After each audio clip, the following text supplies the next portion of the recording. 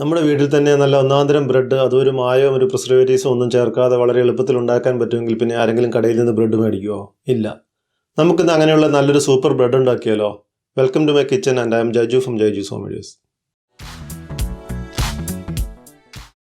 ഞാനിവിടെ 2 ബ്രെഡുകൾ ഉണ്ടാക്കുവാനായി 4 കപ്പ് അഥവാ 700 ഗ്രാം പൊടിയാണ് എടുത്തിരിക്കുന്നത്.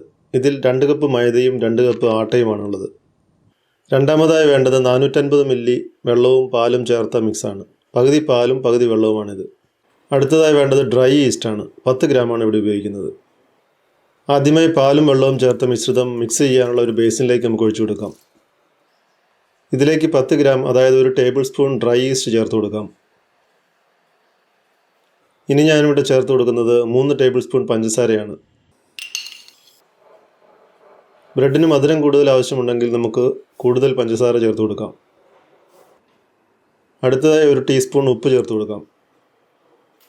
1 സ്പൂൺ ഉപയോഗിച്ച് ഇതെല്ലാം നല്ലതുപോലെ ഒന്ന് മിക്സ് ചെയ്യാം.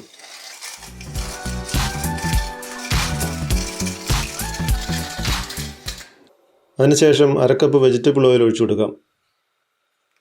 ഒന്നുകൂടി നല്ലതുപോലെ മിക്സ് ചെയ്തെടുക്കാം.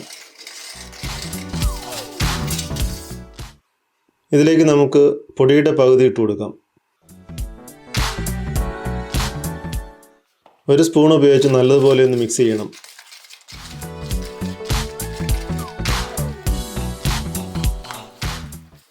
വളരെ ലൂസായ ഒരു മിക്സ് ആയിരിക്കും നമുക്കിവിടെ കിട്ടുന്നത്.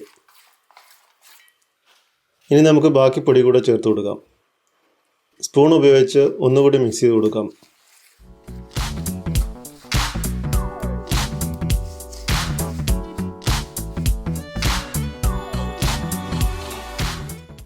ഇനിയാണ് പ്രധാന ജോലി.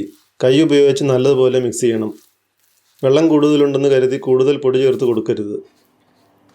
കൈയുടെ ഉൾവശം ഉപയോഗിച്ച് ചെറുതായി ഒന്ന് തള്ളിക്കൊടുത്തുകൊണ്ടിരുന്നാൽ മതി. തുടക്കത്തിൽ കുറച്ച് സ്റ്റിക്കിയായി തോന്നുമെങ്കിലും കുറച്ച് സമയം കഴിയുമ്പോൾ അതെല്ലാം മാറി നല്ല സോഫ്റ്റായിട്ട് വരുന്നത് കാണാം. 1-2 മിനിറ്റ് കുഴച്ച് കഴിയുമ്പോൾ നല്ല മയമുള്ള മാവ് റെഡിയാകും.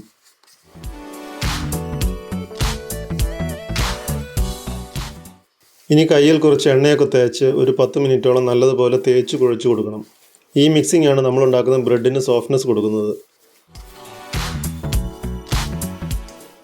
ഈ കാണുന്നത് പോലെ തിരിച്ചും മറിച്ചുമുള്ള നീഡിങ്ങിൻ്റെ ഫലമായി നമ്മുടെ ഡോയിൽ ഗ്ലൂട്ടിൻ സ്ട്രെയിനുകൾ ധാരാളം രൂപപ്പെടുകയും അതിൻ്റെ ഫലമായി ബ്രെഡ് നല്ല സോഫ്റ്റായി തീരുകയും ചെയ്യുന്നു.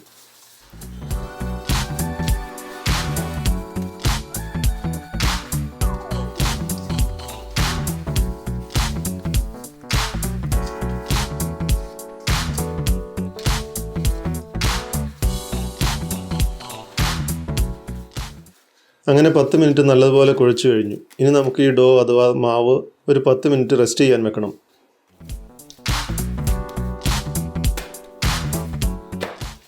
ഈ കാണുന്നത് പോലെ ഒരു നല്ല ബോൾ ഷേപ്പിലാക്കി വയ്ക്കുന്നതാണ് നല്ലത്. ബേസിനിലും ഡോയുടെ എല്ലാ ഭാഗത്തും എണ്ണ പുരട്ടി കൊടുക്കണം.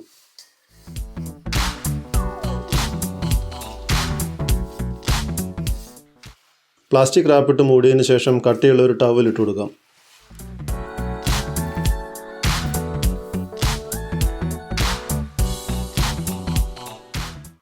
പത്ത് മിനിറ്റ് കഴിഞ്ഞു. നമുക്കിനി ഈ മാവ് ഒന്ന് ചെക്ക് ചെയ്ത് നോക്കാം. നമ്മുടെ മാവിന് നല്ല സോഫ്റ്റ്നെസ് വന്നിരിക്കുന്നത് കാണാം.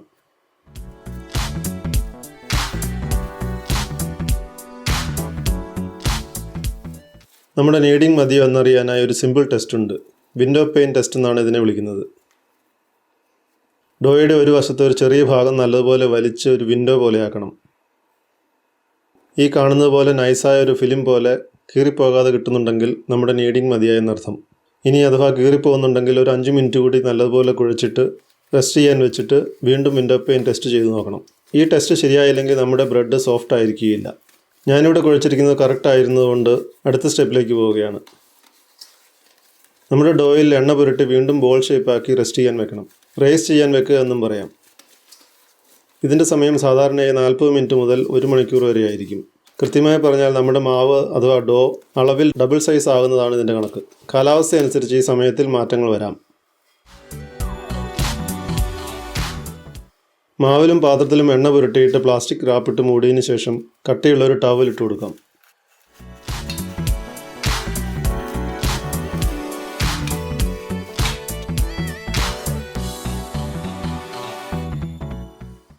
ഈ സമയത്ത് നമുക്ക് ബ്രെഡ് ഉണ്ടാക്കാനുള്ള ടിന്നുകളിൽ എണ്ണ പുരട്ടി വയ്ക്കാം.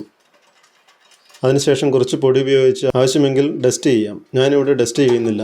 ഈ ഡസ്റ്റിംഗ് എന്ന് പറയുന്നത് എണ്ണയോ ബട്ടറോ ടിന്നിൽ പുരട്ടിയതിന് ശേഷം ടിന്നിലേക്ക് കുറച്ച് പൊടിയിട്ടിട്ട് ടിന്നിൻ്റെ എല്ലാ വശങ്ങളിലേക്കും പൊടിയാക്കും. അതിനുശേഷം ബാക്കിയുള്ള പൊടി കൊട്ടിക്കളയും. ഇത് അറിയാത്തവർക്കായി പറഞ്ഞതാണ് കേട്ടോ.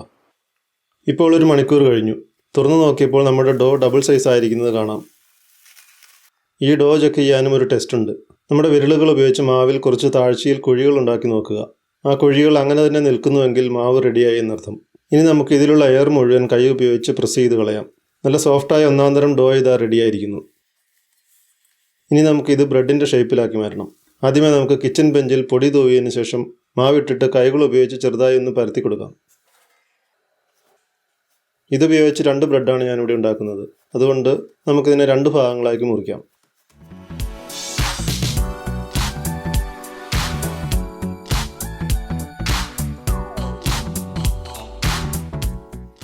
ഇത് ഒരു ഭാഗം മാറ്റി വയ്ക്കാം. രണ്ടാമത്തെ ഭാഗം നമുക്ക് ചെറുതായി ഒന്ന് പരത്തിയിട്ട് ചുരുട്ടിയെടുക്കാം.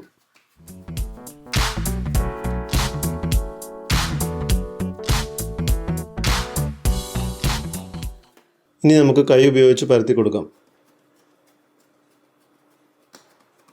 കുറച്ചുകൂടി പൊടി വിതറിയിട്ട് നല്ലതുപോലെ പരത്തിയെടുക്കണം.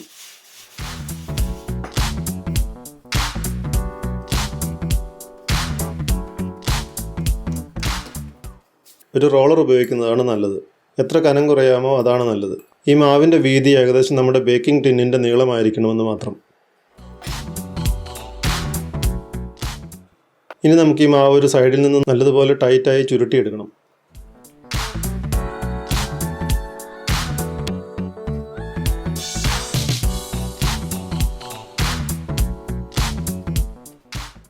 ഇനി നമുക്ക് ഇതിൻ്റെ എഡ്ജുകൾ പ്രസ് ചെയ്ത് സീൽ ചെയ്ത് കൊടുക്കാം. 2 സൈഡുകളും ഇതുപോലെ സീൽ ചെയ്യണം.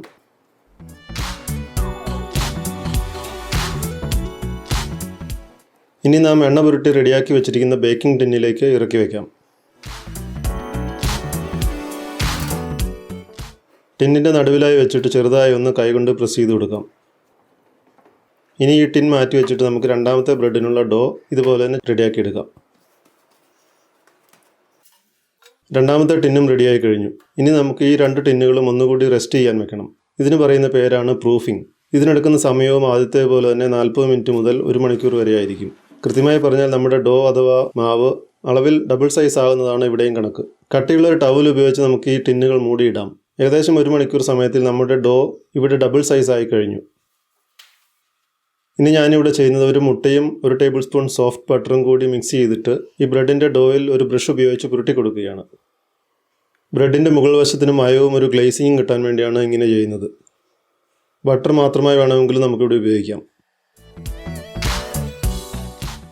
ഇനി നമുക്ക് ഈ 2 ബ്രെഡുകളും 190 ഡിഗ്രിയിൽ പ്രീ ഹീറ്റ് ചെയ്ത ഓവനിൽ 25 മുതൽ 30 മിനിറ്റ് വരെ ബേക്ക് ചെയ്തെടുക്കാം. സ്റ്റൗവിൽ കേക്ക് ഉണ്ടാക്കാൻ അറിയാവുന്നവർക്ക് അതുപോലെ ഈ ബ്രെഡും ബേക്ക് ചെയ്തെടുക്കാം. ഞാൻ ഇതുവരെ ട്രൈ ചെയ്തിട്ടില്ല. 30 മിനിറ്റ് ശേഷം നമുക്ക് ഇവയെ പുറത്തെടുത്ത് നോക്കാം. പുറത്ത് കൈകൊണ്ട് കൊട്ടുമ്പോൾ ഒരു ഹോളോ സൗണ്ട് വരുന്നതാണ് ഇതിൻ്റെ കണക്ക്. ഓവനിൽ നിന്നും എടുത്ത ഉടനെ ടിന്നിൽ നിന്നും പുറത്തെടുത്ത് കൂളിംഗ് റാക്കിൽ തണുക്കാൻ വെക്കണം. അതിനു മുമ്പ് ബ്രെഡിൻ്റെ മുകൾ വശത്ത് ബട്ടറോ എണ്ണയോ പുരട്ടിക്കൊടുത്താൽ നമ്മുടെ ബ്രെഡിൻ്റെ പുറം നല്ല സോഫ്റ്റ് ആയിരിക്കും.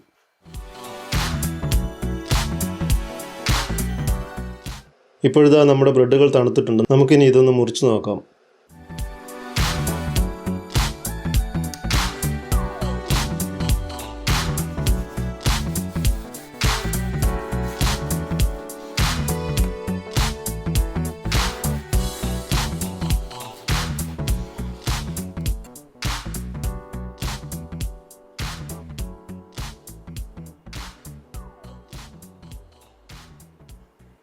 ഇത്രയും സോഫ്റ്റ് ആയതും നല്ല ടേസ്റ്റി ആയതും ഒരു മായവുമില്ലാത്തതുമായ ബ്രെഡുകൾ നമ്മുടെ വീട്ടിൽ തന്നെ ഉണ്ടാക്കാമെന്ന് മനസ്സിലായില്ലേ?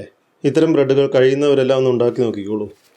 നല്ല ഒന്നാന്തരം ബ്രെഡ് ഉണ്ടാക്കുന്ന റെസിപ്പിയും ഈ വീഡിയോയും എല്ലാം നിങ്ങൾക്ക് എല്ലാവർക്കും ഇഷ്ടമായില്ലേ? നിങ്ങളുടെ അഭിപ്രായങ്ങൾ അതെന്തായാലും ഈ വീഡിയോയുടെ താഴെ കമൻറ്റ് ബോക്സിൽ എഴുതി അറിയിക്കുക. ഇതുപോലുള്ള മറ്റൊരു വീഡിയോയുമായി നമുക്ക് വീണ്ടും കാണാം. Bye bye and stay safe.